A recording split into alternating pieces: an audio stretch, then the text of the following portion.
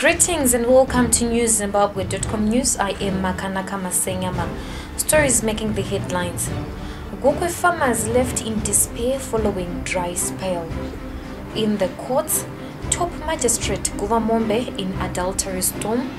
In business, legal watchdog claims irregularities in RBZ's monetary policy measures. And in sports, Warriors gaffer Sunday Chitambwa praises his gallant charges. Now the news in greater detail. The continued dry spell in Gokwe has left farmers with no hope of releasing good yields this cropping season. Villagers in the affected areas, among them Nambudzia area, says they have accepted what lies ahead in terms of expected crop yields because of poor rains this season.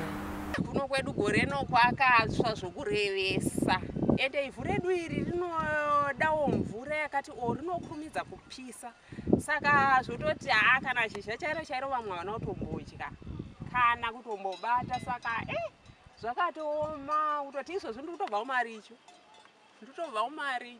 kuizvozvi tonotsvaga kuti pamwe tingangomhanya unombonotengawo chisaga kuGMB chaunongonzi tinotengawo chisaga pa 1 month. Murimi chaichayo ndonzi murimi kana akagona kusvitsa 100 kg anenge akatoshinga. However, Caritas Gokwe, an organization that works with support from the United Kingdom Aid, runs empowerment projects in the area to sustain the villagers and their livestock. Canada has promised to support Zimbabwe and its neighbors, Mozambique and Malawi, following the deadly cyclone Idai, which killed nearly 700 people in the three countries over a week ago. This was revealed in a statement by Canada's International Development Minister, Maryam Monsef, issued through the North American country's Harare Embassy. Monsef said Canada is going to fund the victims of the harsh weather phenomenon in the three countries. Canada will provide initial funding of up to $3.5 million in emergency assistance for humanitarian organizations responding to the devastation caused by Cyclone Idai. Government has set plans aimed at benefiting substantially from the $60 billion Chinese investment facility under the Forum of China-African Cooperation Initiative. This was revealed on Monday by Foreign Affairs and International Trade Minister Sibusiso Moyo following a meeting between Vice President Constantino Chiwenga and Chinese Ambassador to Zimbabwe, Gokwe Shaokan. Briefing journalists at Munumutapa Building on Monday, Moyo said Zimbabwe is targeting to benefit from a substantial share. There is the issues to do with FOCAC, the 60 billion fund which is available for Africa. And this is where issues were being discussed, that Zimbabwe should ensure that we benefit out of that 60 billion. Ambassador Shaokan said the Chinese government will also donate towards victims of Cyclone Idai to the tune of $40 million.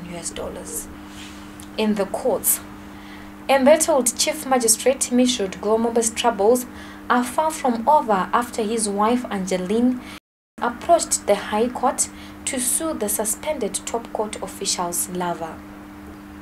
Angeline, the former officer commanding police support unit, has sued one Sheila Mandiseka for allegedly causing her unhappiness and has demanded $100,000 in damages.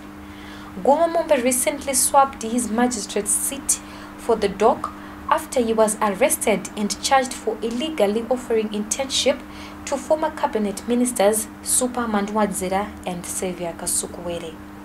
The two are being tried for criminal abuse of office, crimes they allegedly committed during their time in government. Still in the courts, a 38-year-old Harare drug peddler who was arrested in the process of transporting daga weighing over 700 kg and worth $49,000 has been convicted.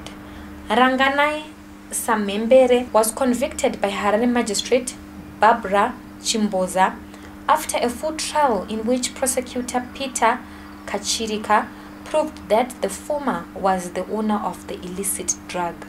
Samembere will know his fate this Tuesday when the magistrate passes sentence. We shall be taking a short break. We'll be back soon. Many people have been asking me how did I manage it, because they could see that everything was there, everything was just happening, things were being paid. So I've told people that it was through Diaspora Funeral Cash Plan. So I would advise everyone to join this Diaspora Funeral Cash Plan.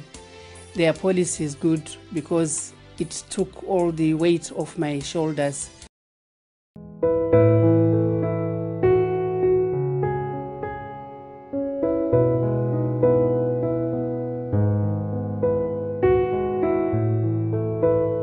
In business, legal watchdog Veritas says the central bank's monetary policy statement is fraught with inconsistencies, especially in areas to do with the introduction of RTGS dollars, withdrawal of export incentives, and cancellation of bureau de change licenses.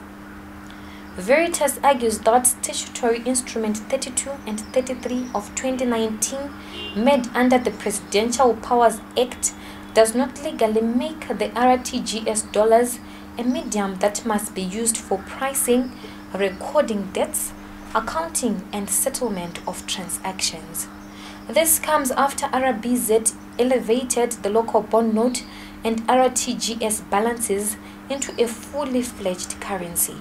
The legal watchdog added the RBZ license cancellation of bureau de change licenses to pave way for re-registration in line with new systems is also illegal. In sports, Zimbabwe national team coach Sunday Chidzambwa was full of praise for his victorious Warriors after they sealed qualification of their second successive Africa Cup of Nations finals through a 2-0 victory over Congo Brazzaville at the National Sports Stadium on Sunday. 2 goals by midfielder Kama Billiet and skipper Knowledge Musona in the first half were enough to see the Warriors progress to their 4th appearance in the finals since 2004. Chidzambwa singled out his captain Musona for special praise after the Belgium-based forward shook off a groin injury to score a superb goal which took his tally in the 2019 AFCON qualifiers to 5 goals. To end this news bulletin, here's a recap of headlines once more. Gokwe farmers left in despair following dry spell. In the courts, top magistrate Guvamombe in adultery storm. In business, legal watchdog claims irregularities in RBZ's monetary policy measures. And in sports, Warriors gaffer Sunday Chidzambwa praises his gallant charges. Reporting for newszimbabwe.com, I am Makanaka Masenyama. For this and more stories, do visit our website www.newszimbabwe.com and our YouTube channel News and TV.